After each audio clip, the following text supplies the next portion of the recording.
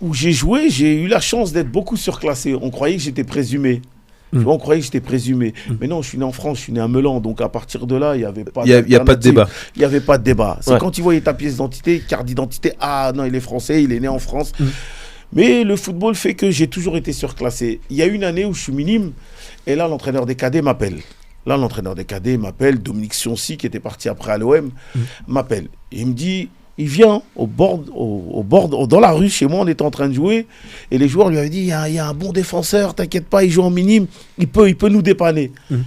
J'y vais et tout. Et ce jour-là, il y a monsieur Barzotti, si je ne me trompe pas, recruteur du Toulon. À l'époque, c'était Toulon, SC. Ok. Donc, il venait pour un joueur qui s'appelait Jean Gomis, qui a le même nom que moi, et il venait pour lui. Et quand il m'a vu, c'est sur moi qu'il a été interpellé. Donc, ils m'ont invité à Toulon Ouais.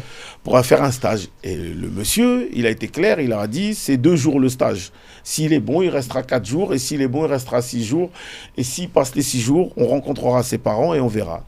Donc déjà, j'ai dû batailler avec mon père pour qu'il me laisse aller à Toulon. Donc je suis allé là-bas au centre de formation. C'est là que j'ai vu les Pardo, il y avait le Mendy qui joue en défense centrale, il y avait Roland Courbis aussi. Donc je suis allé là-bas. Et c'est là que je me suis rendu compte, ah d'accord. Parce qu'il y a le centre de formation, il y a la particularité, il y avait une route. Le stade Bon Rencontre, il y avait une route, il fallait traverser pour aller sur le terrain en face. Et au bout de 2 jours, il me garde. 4e jour, il me garde. 6e jour, il me garde. Je me dis, C'est bizarre. il y a quand même peut-être un petit quelque chose. Toujours humilité, parce que le football, Ouais. c'est pas comme aujourd'hui. Complètement. À part les images Panini où tu pouvais regarder certaines choses, il y a beaucoup de choses, c'était pas accessible. Tu recevais un courrier, tu étais heureux. Donc, ils m'ont remis un papier que je devais remettre à mon père et aller. Et quand je suis rentré chez moi, le vrai Africain, le vrai Africain, non, tu bouges pas, tu vas jouer. Le monsieur, il se déplace, il revient voir mon père. Je me rappelle, j'étais à table, moi je me suis dit, il va réussir à le dissuader pour que je signe au centre. Mon père n'a jamais voulu. Incroyable. Son âme n'a jamais voulu. Il leur a dit, pourquoi vous voulez que mon fils il est à Toulon? Le monsieur a dit, pas pour qu'il joue au foot. Il lui a dit, il y a du foot ici. Et en même temps, en parallèle, on va faire l'école. Et il a dit, ouais, mais il y a une école ici. Et mon père, il lui a dit, mais à la différence, ici, moi, je suis là. Ah oui. C'était ça. C'était ça son argument. Et l'anecdote qu'on a pu parler de tout à l'heure, Ouais. mon père s'est rendu compte que j'étais bon au football que 10 ans plus tard, en 93. Ouais. En 93. Pourquoi? Parce qu'il travaille chez Renault. Il arrive chez Renault et son chef d'équipe, il dit, il y a un super match ce week-end. Il y a Poissy contre Saint-Étienne. Et il lui montre l'affiche, il y a écrit Gomis contre Mendy. C'était moi en photo et Étienne Mendy. Et il reste bouche bée. Et mon père, il a honte de leur dire. C'est mon fils. Il leur dit pas. Et mon père, il est là. Et il est rentré à la maison. Il m'a dit, mais Dominique, tu joues plus en foot. J'ai dit, mais papa, Toulon est venu. Bastia t'a écrit une lettre. Rouen t'a écrit. Tu voulais pas. Tu voulais... Il me dit, non, mais moi, je croyais que tu allais au foot pour boucher ma machine. C'est salir les affaires, venir et boucher la machine. C'était ça l'image. Le foot, c'est pas comme aujourd'hui. C'est la particularité que les jeunes, ils ont. C'est accessible. Mais nous, à l'époque, c'était compliqué. Si je pars, il n'y a pas de téléphone portable. Il y a une carte postale que je ne vais jamais écrire, jamais envoyer. Si c'est de l'autre côté, je suis de l'autre côté. Pays africain, je le dis, mon père, il est dans la maison. Il faut que je sois dehors. On ne peut pas être dans la même pièce. Je sais pas, parce que je suis turbulent, je bouge, on est comme ça. Aujourd'hui, les petits parlent avec leurs parents. À l'époque, tu n'adresses pas la parole à ton père. Carrément. C'est papa, oui, il t'appelle, oui, oui, et après tu te sauves. C'est ça. Aujourd'hui, je vois, tu as la chance, tu es avec ton fils. Tout. Nous, il n'y avait pas cette relation-là. Il n'y a pas ça.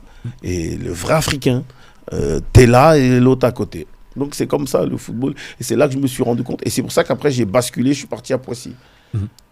C'est comme ça. Et ça joue à quel niveau à ce moment-là, à Poissy? À Poissy, en cadets nationaux. Ah. Et alors qu'à l'époque, non. Et ça correspond à quel âge, Dominique? Cadets nationaux, 14-15 ans. 15 ans, ouais.